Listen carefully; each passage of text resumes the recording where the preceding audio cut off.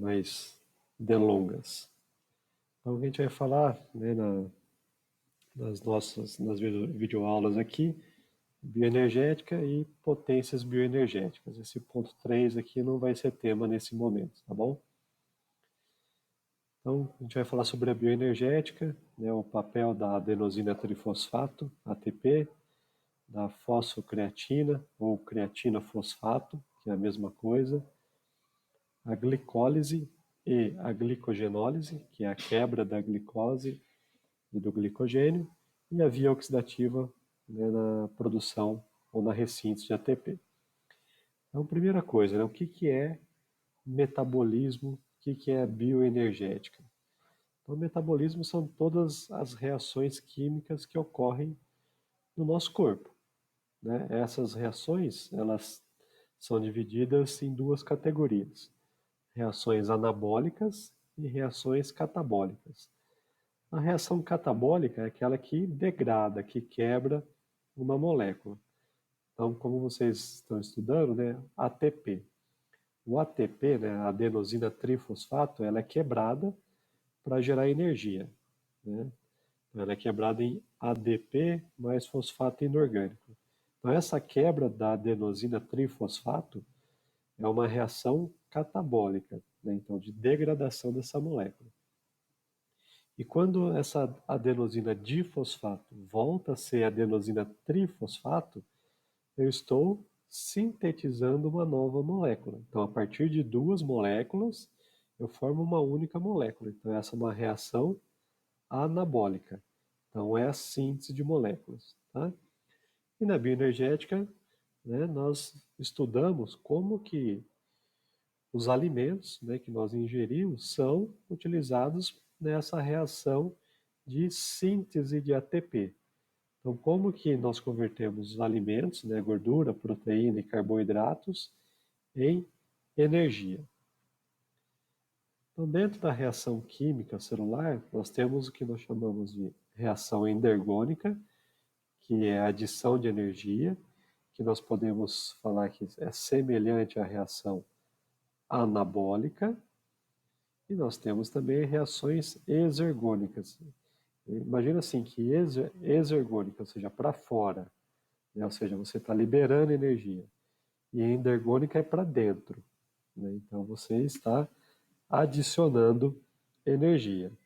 E dentro da nossa bioenergética, o que nós temos? Reações que são acopladas, ou seja, ao mesmo tempo que está acontecendo uma reação anabólica, está acontecendo também uma reação catabólica. E isso é durante todo o processo, toda a nossa vida.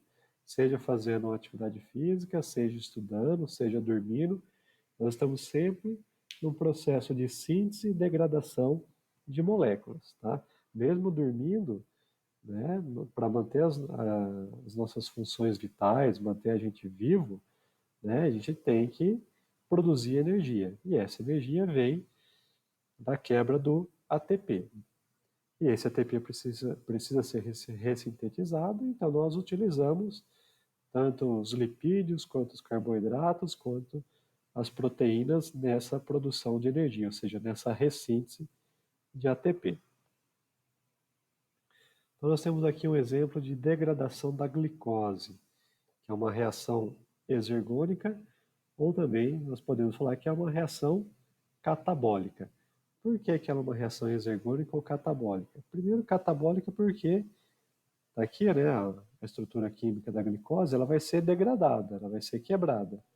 Ela sai aqui, ó, da estrutura de C6H12O6, né, e vai finalizar aqui, né, na via oxidativa, como 6 moléculas de CO2 e 6 moléculas de água.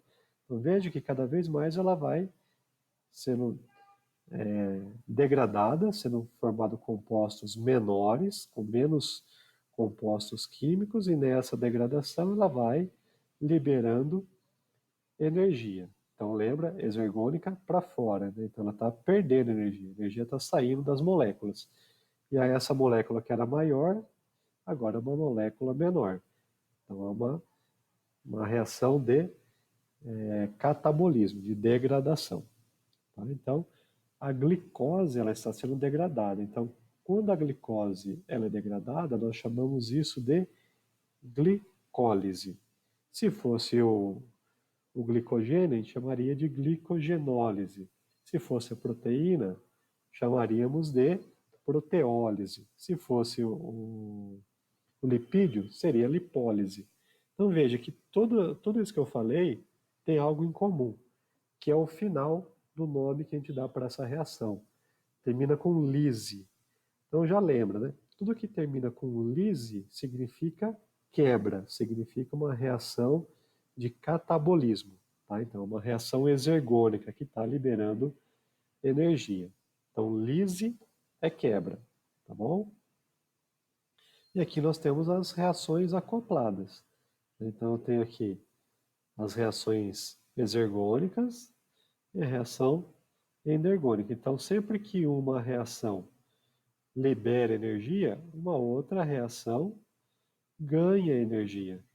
Então, vamos lembrar lá do ensino médio do Lavoisier. Nada se cria, nada se perde, tudo se transforma. Então, o que estava aqui foi transformado em uma outra molécula. Então, a energia que foi liberada por essa reação exergônica foi utilizada por uma reação endergônica. Tá? Então, por isso que nós temos as reações acopladas.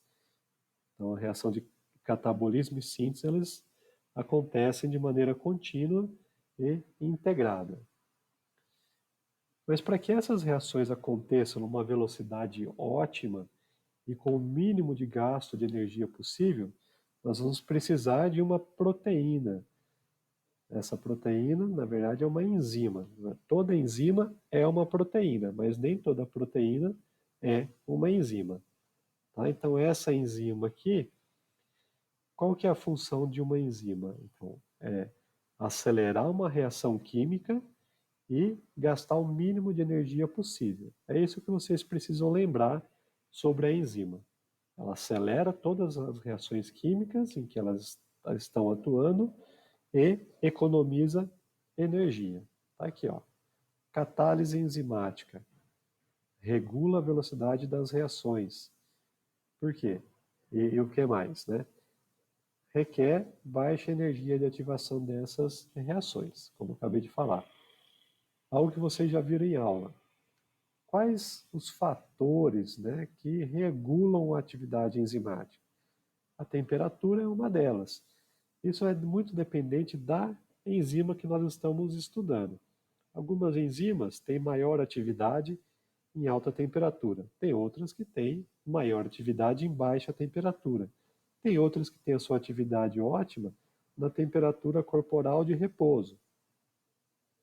O pH, né, que é se o meio está mais ou menos ácido. Tem algumas enzimas, nós vamos ver lá na via glicolítica, né, na quebra da glicose, por exemplo, uma enzima muito importante lá, que tem a sigla de PFK, PFK, fosfofrutoquinase. Essa enzima, conforme o pH da célula vai ficando mais ácido, essa enzima vai diminuindo a sua atividade. Então, quer dizer que a gente vai ter menor capacidade de produção de energia pela via anaeróbia lática, ou seja, pela via glicolítica. Tá? Então, o pH influencia a atividade de várias enzimas. Algumas têm maior atividade com pH mais alcalino, tem outras que têm maior atividade com pH mais ácido, e o contrário também é verdadeiro. Algumas diminuem a atividade com pH mais alcalino e outras diminuem a atividade com pH mais ácido. E algumas enzimas, elas têm uma maior atividade de acordo com a concentração do substrato. Então, lá também na via glicolítica, na quebra de glicose. Vocês viram lá que eu tenho, lá no final de tudo, né, a conversão de piruvato para lactato. Quem faz essa conversão de piruvato para lactato também é uma enzima, a lactato desidrogenase. Conforme aumenta a concentração de piruvato e de NADH, essa atividade da lactato desidrogenase vai estar aumentada. Para quê? Para que eu produza lactato. Se por outro lado eu tivesse uma alta concentração de lactato e baixa concentração de NADH e de piruvato, essa enzima ela pode atuar no outro sentido. Então, ela faria a degradação, o catabolismo do lactato, fazendo com que ele fosse reconvertido em piruvato e NAD. Tá? Então, veja que tenho três fatores importantes aqui que vão influenciar na atividade das enzimas, que é isso que é importante aqui. A temperatura, o pH e a concentração de substrato. E aí cada enzima, né, é mais sensível a cada um desses fatores. Tá? E a enzima ela atua na forma do modelo de chave fechadura, na interação com o seu substrato específico. Essa a gente consegue explicar aqui. Veja que eu tenho aqui o substrato e eu tenho uma enzima. Essa enzima ela é específica para esse substrato, ou seja, cada reação tem uma enzima específica. Não é qualquer enzima que vai fazendo qualquer coisa, né? Não é uma bagunça biológica. Então, cada enzima ela é específica para uma reação, para acelerar uma reação química. Então, veja que aqui, né, do A, eu tenho aqui meu substrato, que vai ser específico para essa enzima, e elas se acoplam. Por isso que é o modelo chave-fechadura. Não é qualquer chave de um carro que cabe em qualquer outro carro que eu consigo abrir o carro e sair dirigindo. Eu preciso de uma chave específica. E ao mesmo tempo eu não tenho uma enzima micha, né, que eu consiga abrir qualquer porta e, e fazer com que qualquer carro funcione. Tá? Vejo que aqui embaixo, né, então eu tenho a minha molécula aqui que foi degradada, né, através da minha ação enzimática. E a minha enzima não muda a sua estrutura. O que eu tenho agora aqui são os produtos, né, daquele substrato. Tá bom? Então, sempre a enzima é específica para uma determinada reação. E aqui mostra, né, como que essa enzima ela economiza energia. Imagina que a enzima é esse carrinho aqui. Imagina se você não tivesse essa enzima para carregar essa pedra. É o caso de cima, quando eu não tenho essa enzima fazendo uma catálise. Eu preciso de muito mais energia para empurrar essa pedra até aqui e, ao mesmo tempo, essa reação, né, esse deslocamento da pedra até aqui vai ser muito mais lento. Ao passo que quando eu tenho uma enzima para fazer essa catálise, ou seja, para acelerar essa reação, eu transporto muito mais rapidamente a pedra até aqui e gasto muito menos energia. Então, essa é a função da enzima dentro de uma reação bioquímica. Quais as fontes de energia que nós temos, já que nós estamos falando aqui de bioenergética? Por que eu falei da enzima? Porque a enzima ela atua dentro dessas reações de catabolismo e anabolismo, né, das reações exergônicas e endergônicas. Elas sempre vão estar presentes e algumas delas são importantes a gente conhecer e saber como que elas são reguladas. Tá? Então, quais são as fontes energéticas aqui? Aqui está escrito durante o exercício, mas é também durante o repouso. Eu coloquei o exercício para facilitar o nosso entendimento, já que vocês são futuros professores de educação física. Então, nós temos aqui os carboidratos, né, que vai ser degradado aqui no seu composto menor, né, a glicose, e essa glicose ela é estocada como glicogênio. Então, lá dentro do músculo, a glicose que nós consumimos, ela é guardada como glicogênio. Nós vamos ver mais à frente como que isso acontece. Os lipídios também, né, primariamente como ácido graxo, ele é estocado lá no nosso músculo, por exemplo, como triglicerídeos. Tá? E as proteínas, que não é uma fonte de energia primária, né, durante o exercício, mas em algumas situações específicas, mais especiais, elas também podem ser fonte de energia. Então nós temos aqui o ATP. Né? Onde que está o ATP? O ATP está lá dentro do meu músculo. Lá no meu, se vocês vão ver na fisiologia, no meu sarcolema. Sarcolema é a parte aquosa do músculo. Né? Então, lá dentro do músculo eu tenho o ATP. Esse ATP ele é utilizado para várias reações bioquímicas que acontecem dentro do músculo, tá? E uma delas é para o processo de contração muscular. Então imagina, eu tenho aqui o ATP, né, cheio de ATP dentro do meu músculo. Agora eu vou começar a fazer uma corrida de alta intensidade. O que vai acontecer com esse ATP? Ele vai ter que ser degradado, ou seja, ele vai ter que ser catabolizado para liberar energia para que eu consiga fazer a contração muscular. Quando esse ATP ele é degradado, eu tenho a produção agora de adenosina difosfato. Conforme eu vou progredir no meu exercício, vou aumentando a intensidade ou eu vou aumentando a duração do meu exercício, cada vez mais o ATP é degradado em ADP, em adenosina difosfato. E aí nós vamos usar as nossas vias bioenergéticas, ou seja, a creatina fosfato, o carboidrato, né, a glicose, ou os lipídios, para tirar a energia desses substratos para utilizar na ressíntese do ATP, para fazer com que a minha adenosina difosfato volte a ser adenosina trifosfato. Para quê? Para que eu continue o meu processo de contração muscular. Então eu tenho aqui a estrutura do meu ATP, da minha adenosina trifosfato. Ele é composto de uma adenina, né, que é um nucleotídeo, isso aqui, né, adenina, vocês já viram que é um nucleotídeo, que ele tem nitrogênio, tá? Então, tem o nitrogênio aqui também. Então, uma adenina, uma D-ribose. Ribose é um açúcar, tá? D significa o lado que ele está, né? Então, eu tenho uma D-ribose, um açúcar. Então, essas duas moléculas juntas vão formar a minha adenosina. E agora falta 3 moléculas de fosfato. Quando eu coloco um fosfato, eu tenho uma adenosina monofosfato. Quando eu tenho mais uma aqui, agora eu tenho uma adenosina difosfato. E quando eu acumulo aqui a terceira, eu tenho uma adenosina trifosfato. Tá? E essa molécula aqui, para ela ser biologicamente ativa, ainda eu preciso de um magnésio ligado aqui ao terceiro e ao segundo fosfato, tá bom? Mas então essa é a estrutura. E é a quebra, né? Aqui, ó, do terceiro para o segundo fosfato que libera energia para as funções celulares necessárias, como por exemplo, a contração muscular.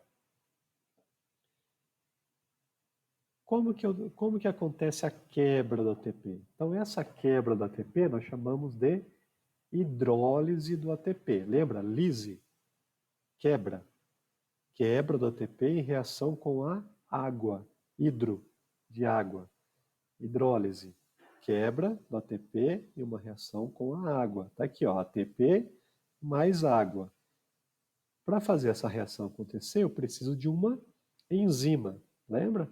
Para acelerar a reação e eu despender menos energia. Qual enzima que é essa? ATPase. Lá no músculo, M de músculo. M-ATPase. Eu posso chamar também de ATPase, não tem problema. ATPase ou ATPase. Então, esse final aqui, ase, está me mostrando que é uma enzima. Então, eu tenho aqui a ATPase, que vai fazer essa reação de hidrólise da ATP, fazendo com que eu tenha adenosina difosfato, o PI, que é um HPO4, que é um fosfato inorgânico.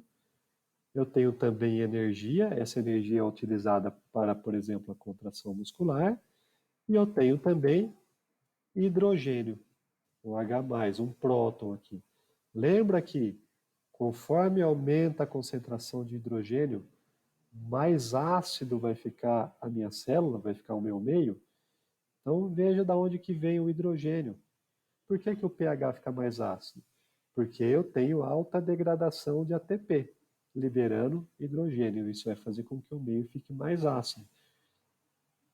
Tá? Então, uma reação, né, de hidrólise mediada pela enzima ATPase, tendo como produto ADP, PI, energia e hidrogênio. Então está mostrando aqui, ó, fosfato de alta energia, né? Adenosina trifosfato, como já falamos, consiste de adenosina, uma D-ribose e 3 fosfatos ligados. Então está aqui a reação. ADP mais PI mais hidrogênio, eu vou precisar de mais 7,6 quilocalorias, né, para fazer essa junção aqui.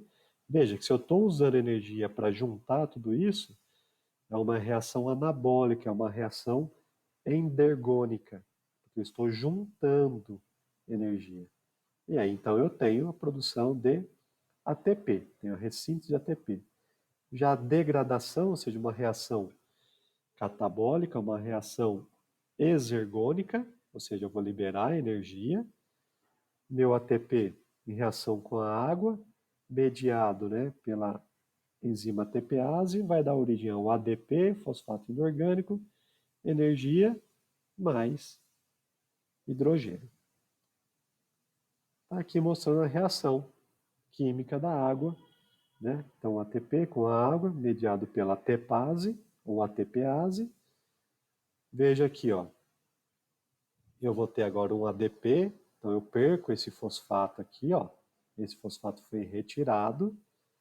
Quem que retirou isso? A enzima. Essa enzima ATPase que retirou. Aonde que foi esse fosfato? Tá aqui, ó, fosfato inorgânico. Da onde que veio esse HO? Veio daqui da água. E esse hidrogênio livre, da onde que é? É daqui da água.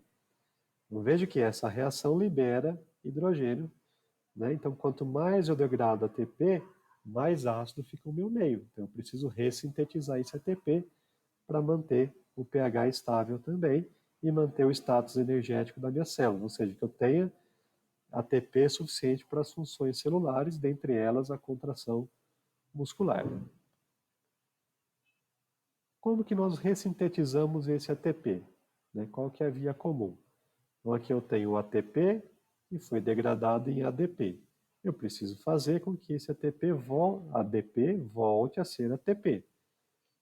A primeira via que eu tenho é a via da creatina fosfato, ou seja, eu tenho a creatina ligada ao fosfato, eu vou ter uma reação mediada pela creatina quinase, que é uma enzima, fazendo com que esse fosfato seja doado ao ADP e eu tenha agora a creatina livre. Essa creatina é a mesma do suplemento alimentar vendido em lojas específicas aí. Então essa aqui é a via mais rápida. E aí depois eu tenho a via glicolítica e a via oxidativa, que tem uma maior capacidade de ressíntese de ATP, mas são um pouco mais lentas, e nós vamos falar dela mais à frente. Então veja que eu tenho 3 vias de ressíntese do ATP. Via da creatina fosfato, que é uma via que não utiliza oxigênio, tem a via glicolítica, que também não utiliza oxigênio, e tem a via oxidativa, que utiliza oxigênio. Então tá aqui, ó, formação de ATP. Eu consigo ressintetizar ATP através da via da fosfocreatina, né, da creatina fosfato. Eu também consigo ressintetizar ATP pela degradação de glicose e do glicogênio. Então, quando eu degrado a glicose, eu tenho a glicólise, e quando eu tenho a degradação do glicogênio, eu tenho a glicogenólise. Lembra? Lise, quebra, lise, quebra. E também eu tenho a produção oxidativa de ATP. Nós vamos ver todas essas reações aqui mais à frente. Eu tenho aqui 2 vias, né, que a gente pode dividir aqui didaticamente, porque a gente vai ver que as vias, tanto aeróbia quanto anaeróbia, elas acontecem de maneira concomitante, ou seja, junto. Que nós vamos falar em termos de predominância, qual que está ressintetizando mais ATP em um determinado momento. Tá? Ela sempre acontece. Lembra, é predominância. Por que é uma via anaeróbia? É porque não tem oxigênio dentro da célula? Não, não é por isso.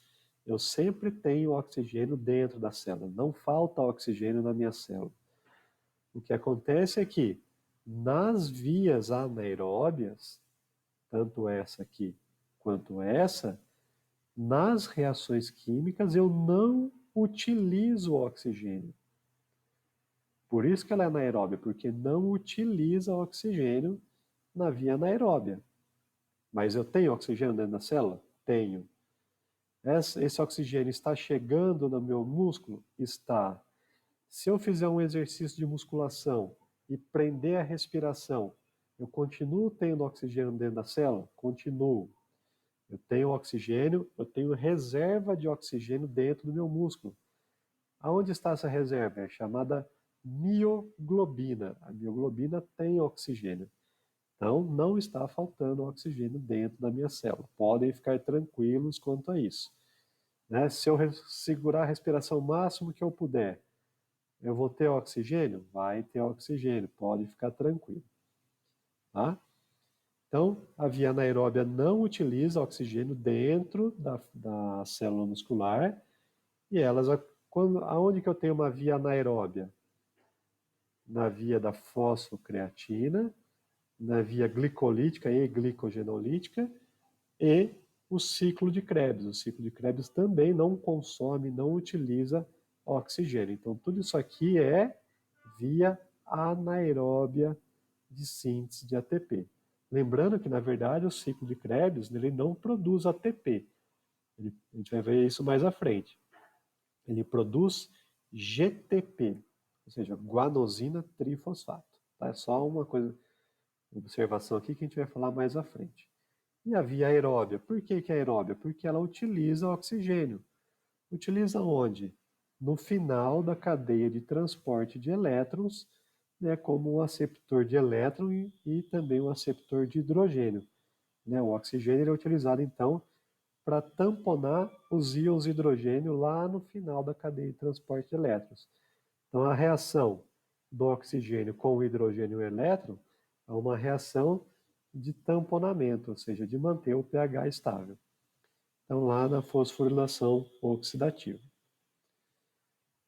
Então, para finalizar aqui, né, essa primeira videoaula, a reação da creatina fosfato quinase. Lembra? Isso aqui é uma enzima.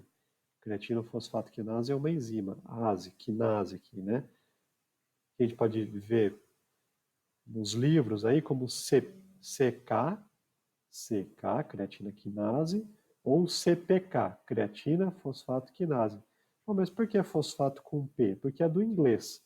Fosfato do inglês se escreve com PH. Então, CPK ou CK, creatina quinase ou creatina fosfato quinase. Então, eu tenho lá o nosso ADP, lembra? Eu preciso reconverter, fazer uma reação de anabolismo, que o ADP volte a ser ATP. Minha adenosina difosfato precisa ser adenosina trifosfato para que eu tenha energia para as minhas funções celulares. E aqui eu tenho uma molécula com fosfato, creatina fosfato. Esse fosfato vai ser doado para o meu ADP. Quem que faz essa reação? A CPK, creatina fosfoquinase, ou CK. Ela que faz essa reação, fazendo então que agora eu tenho o meu ATP, ou seja, o fosfato aqui foi para cá, formou ATP, e essa creatina é uma creatina livre. Veja que essa aqui é uma reação acoplada. Lembra que eu mostrei lá no início, reações acopladas? Uma reação aqui endergônica, né? E aqui, para essa reação aqui, foi uma reação exergônica, ou seja, ela liberou energia, liberou fosfato. E essa aqui recebeu energia, recebeu fosfato. Então, uma reação acoplada. E essa enzima aqui, o que controla a atividade dela? A concentração de substratos. Lembra que eu falei que lá atrás que tem várias variáveis que modulam a atividade, que controlam a atividade da enzima? Eu falei da temperatura, falei do pH e falei da concentração de substrato. Quanto maior a concentração de adenosina difosfato, maior a atividade da creatina fosfoquinase, fosfato quinase, para que essa reação aconteça.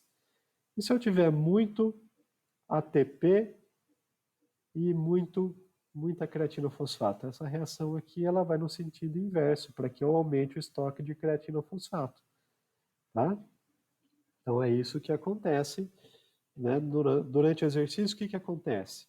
Isso aqui. Imagina que você está na musculação. O que está acontecendo? Isso. Essa reação para a direita. Durante a pausa, né, durante a pausa lá do meu exercício, então eu estou descansando durante 3, 5 minutos, o que está acontecendo? Outras vias, como a via oxidativa, está ressintetizando ATP. E aí, como eu tenho agora alta concentração de ATP e alta concentração de creatina, ela vai nessa direção. Tá? Então, isso aqui são reações acopladas que acontecem durante o exercício. E aí, na próxima aula, a gente vai falar sobre metabolismo dos carboidratos.